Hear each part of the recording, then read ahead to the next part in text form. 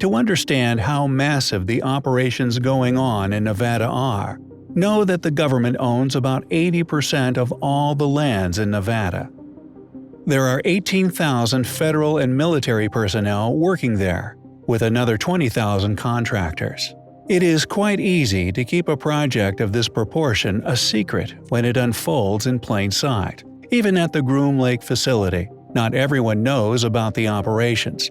It took a while before people started noticing. The earliest media reports of sightings were in the United States and the United Kingdom. As you would expect, the government didn't bother with it too much. I'd stopped doing the hacking, if you can call it that, blank password phishing. So I'd only been asleep for a few hours, and next thing I know, there's someone saying, Gary McKinnon, and prodding me. And I woke up to find a detective, whatever he was, from the National High-Tech Crime Unit, saying you're under arrest for, well, I assume he said hacking into NASA, I can't really remember now. But, they searched the house, they took away the computers, not just the hard drives, they took away all the computers.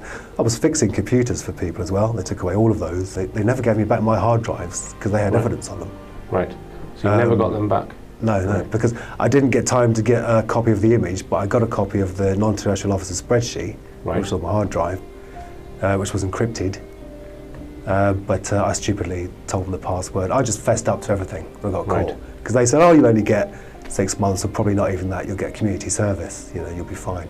So that spreadsheet that we discussed earlier was on the hard drive that was confiscated from you, and you've never seen it again? No, I'm still trying to get it back.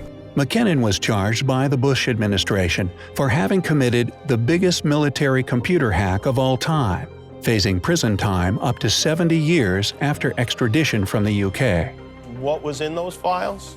No. You were not? No. Now that you're out of office, you can do anything you want, right? True, yeah. But I'm not telling you. However, trying McKinnon in an open court would involve his testifying to the above classified facts, and his attorney would be able to subpoena government officers to testify under oath about the U.S. space fleet. To date, the extradition of McKinnon to the U.S. has not been enforced. McKinnon allegedly discovered information about the craft within Solar Warden. It is said that there are approximately 8 cigar-shaped motherships, each longer than 2 football fields end to end, and 43 small scout ships. The Solar Warden Space Fleet operates under Air Force Space Command. There are at least 300 personnel involved at this facility. Solar Warden is said to be made up of U.S. Aerospace Black Projects contractors, with some contributions of parts and systems by Canada, also United Kingdom, Italy, Austria, Russia, and Australia.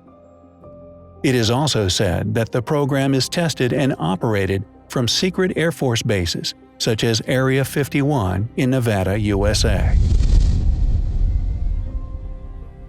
J. Allen Hynek was a professional astronomer with very excellent scientific credentials. He was working at Ohio State University and was contracted starting in 1948 to work with the Air Force to provide astronomical explanations for some of their flying saucer reports.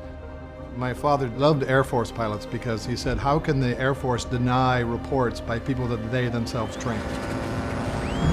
When the Project Blue Book was carefully shut down, scientific knowledge, and there has been no evidence indicating that sightings characterized as unidentified are extraterrestrial vehicles. About which country may be responsible. Many suspected that these strange aircrafts could be from the Soviet Union. Others wondered if it was another country. With the suspicion, the Air Force quickly launched what was then known as Project Sign. This would be followed by other investigations, Project Blue Book being one of them.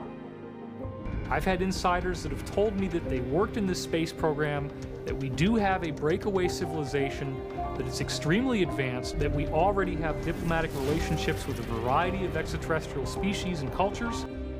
Another newer version of the definition and description of Solar Warden is that it isn't the Earth's interstellar space program itself. That is called the SOC.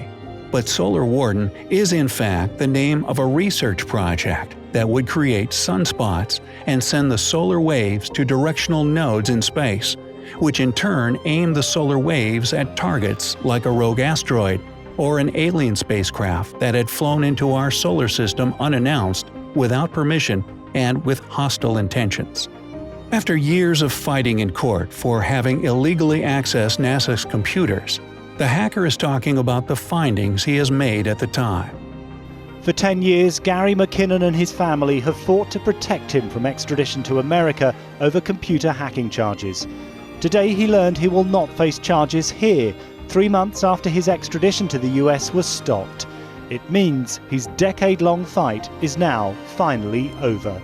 McKinnon told the judges and the press that he found evidence of technologies of alien origin, the existence of energy capable of stopping the global warming process, anti-gravity devices, and, above all, the existence of a real stellar fleet capable of driving huge distances across cosmic space.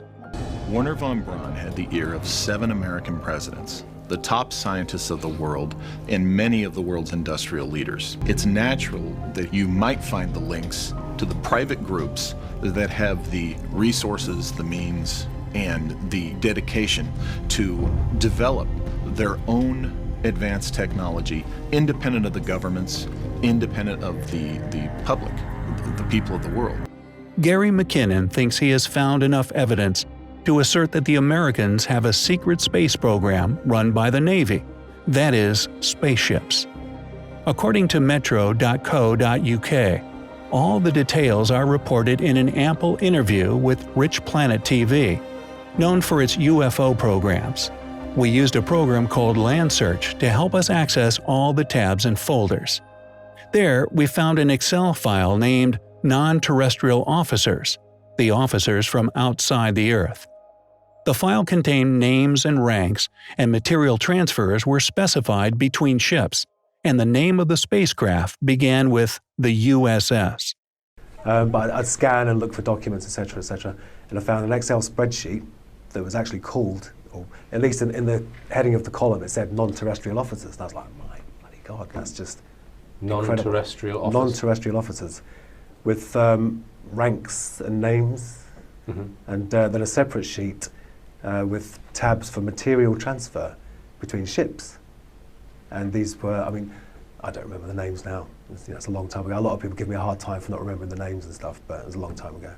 Right. But non-terrestrial officers thought, well, it must be, let's try and cut out all the possible conventional explanations first.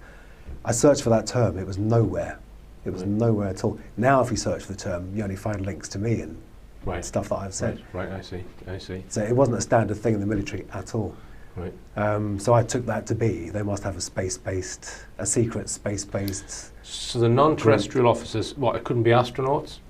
It could be. I mean, that's the thing. It's up to you how you interpret that, isn't it? Right. But these ships were called USS whatever and USS whatever. So they've started with USS? Yeah, so that implies Navy, and I think the Navy do a lot of space stuff. Right. But what evidence would McKinnon have found? Alien visits hidden to the public because the space images were altered to the NASA Johnson Space Center. McKinnon found on NASA's servers a high-definition image of a large cigar-like object floating above the northern hemisphere. When he hacked the U.S. Army servers, McKinnon discovered a diary of all non-terrestrial officers, proof that the U.S. Army had a secret battalion in space.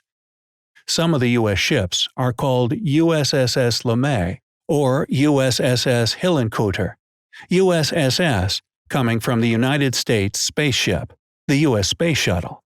McKinnon said, "I found a list of officers in the non-terrestrial officer section. This does not mean aliens, but the fact that they are not based on Earth. They were serving a fleet that were not American Navy ships, but spaceships away from our planet."